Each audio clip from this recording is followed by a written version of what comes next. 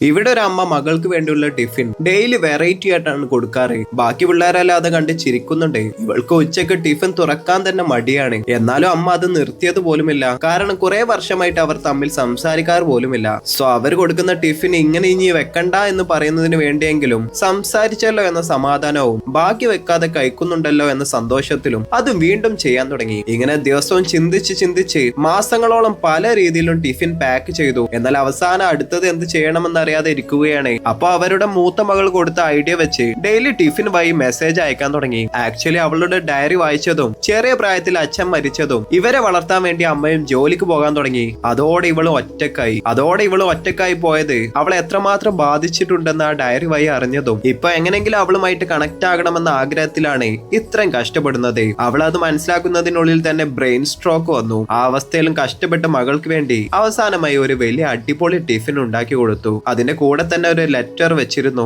നിനക്ക് എന്നെ ഇഷ്ടമില്ലെങ്കിലും ഞാൻ അയക്കുന്ന ഫുഡ് ബാക്കി വെക്കാതെ കഴിച്ചതിന് നന്ദി എന്ന് എഴുതിയിട്ടുണ്ട്. ജീവിതകാലം ഫുള്ള് ഇവൾക്ക് വേണ്ടി കഷ്ടപ്പെട്ട അമ്മയുടെ സ്നേഹം അറിഞ്ഞതും അവളും പൊട്ടി കരയാൻ തുടങ്ങി.